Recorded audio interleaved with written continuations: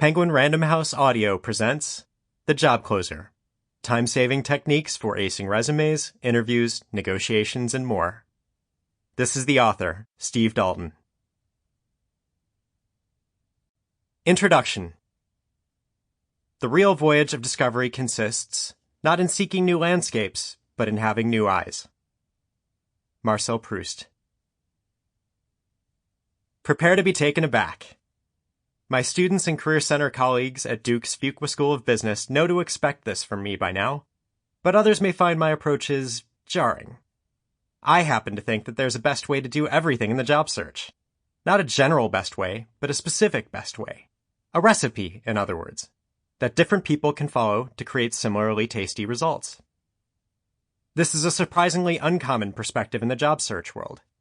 For example, think back to the last job search article you read. Did it give you actual instructions to follow? Or did it suggest general tips that you'd have to convert into a plan of action yourself? I see way too much of the latter and basically none of the former. Tips are job search junk food, satisfying in the moment but lacking any real nutrition, repackaging conventional wisdom you've heard before into a slightly different format, making it seem new but adding no real value. It doesn't have to be this way. Instructions for your job search are possible and frankly should be the norm.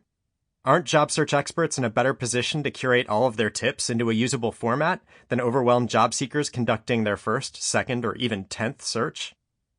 So, I created such a set of instructions for job search networking in my first book, The 2-Hour Job Search, 2HJS. And 8 years later, I'm finally able to share with you my sets of instructions for everything else in your job search. Now, some tasks are difficult even with exact instructions.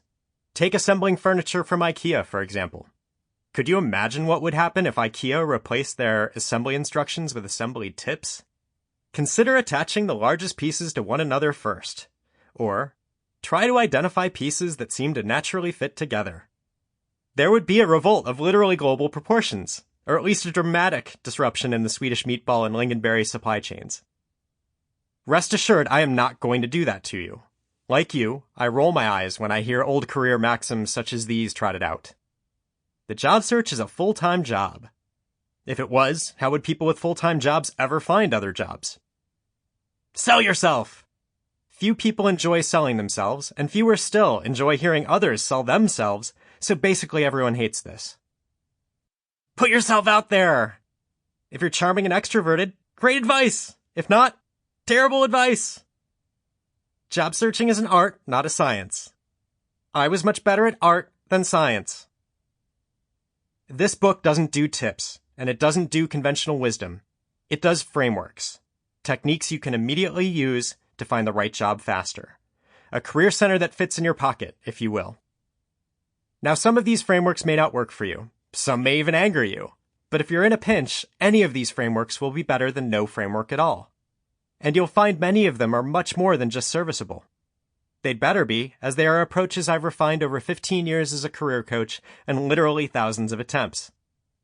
To be fair, my goal here isn't to give you perfect solutions. It is to give you the best readily available solutions. Don't think brain surgery, think the Heimlich maneuver.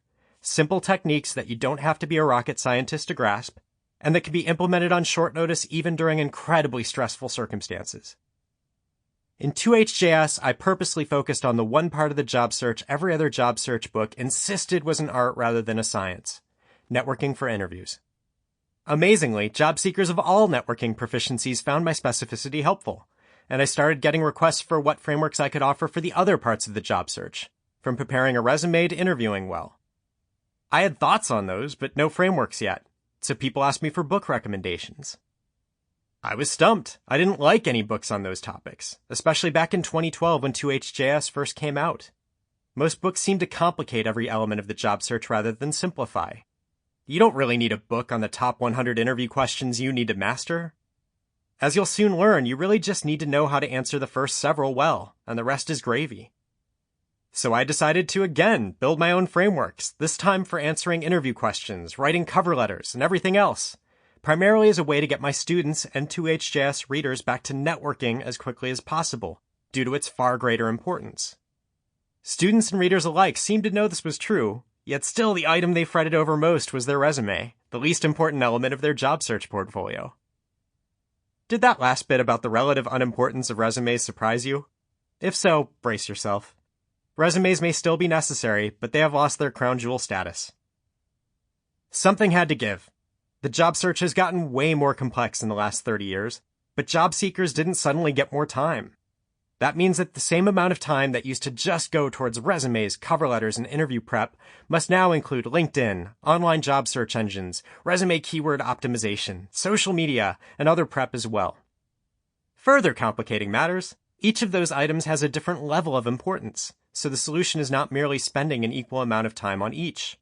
Modern job seekers must figure out how to allocate their limited time and energy across all the various job search skills according to each one's relative importance.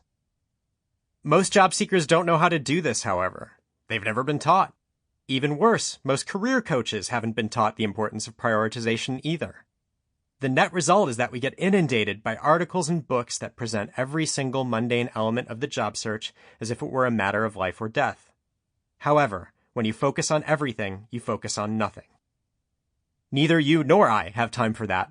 Like my students, you probably want to know how little time you can spend on everything for it to be good enough, rather than spending years trying to get it all to be perfect before embarking. That's where I come in. Just as the Heimlich maneuver provides a quick, good enough solution to someone who's choking, this book provides you with quick, good enough solutions for every element of the job search, minus networking, which I already address in 2HJS.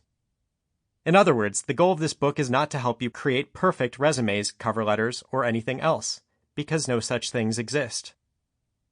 Nobody agrees on what a 100% perfect resume or cover letter looks like. It breaks my heart when job seekers tell me about spending hundreds of dollars on a professional resume writer to get their resume just right, only to have a different resume writer tell them their resume is all wrong and that they need to start over and spend hundreds of dollars more to get it right for real this time. That's the nightmare of the modern job search. You will encounter a lot of conflicting advice. Your challenge is to determine which information you find most credible. So why should you believe this particular book is credible? Because, like I said, I don't do tips, vague advice like get organized or stay positive. I do instructions, exclusively. That means that you can follow my recipe exactly and bake a cake that looks and tastes just the way it does when I follow the recipe. This approach opens itself to a lot of critique, and that is the point. It's hard to disagree with lists of tips because there's nothing to test. Instructions, however, can be tested. This also means they can be improved, made simpler, faster, more effective, and so on. So prepare to be taken aback. What I present to you in this book are recipes for all common scenarios that job seekers must be prepared to handle. If you follow them precisely, I can assure you that your job search cake will rise. These frameworks are indeed more like baking than cooking. In cooking, mistakes can be made and corrected at the end of the cooking process by adjusting ingredients and seasonings to make the final product palatable. In baking, however, if you fail to add an ingredient, or fail to add it at the right time or in the right amount, your cake won't rise and there's no saving it later. In this book, I will point out when a step is more like baking, where precision is critical, than cooking, where approximation is okay, so that you know when you can experiment without risk. However, if you don't like the idea of experimenting at all, and you just want to follow instructions exactly, treating your job search just as you'd treat the step-by-step construction of an IKEA bookshelf, you will achieve more than basic proficiency quickly and without wasted effort. Furthermore, thanks to the rubrics at the end of each chapter, you will always know when you have achieved good enough performance as well, freeing you to begin the next step of your search. A word of caution. For many, this process will require forgetting things you thought you knew about job searching in order to learn new, more effective approaches. That's why I want to tell you about IDEO's Project Mood Chart before we finish this introduction. The mood chart plots the mood of teams, y-axis, over the duration, x-axis, of a challenging project. The chart follows a basic U-shaped curve, with peaks at both ends and a valley in the middle. You can find it online if you would like a visual aid. At first, teams start off in a positive mood, a peak labeled hope.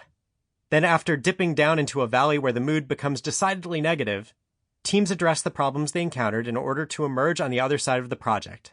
Happy again and smarter for the effort. A second peak beyond the valley that is labeled confidence.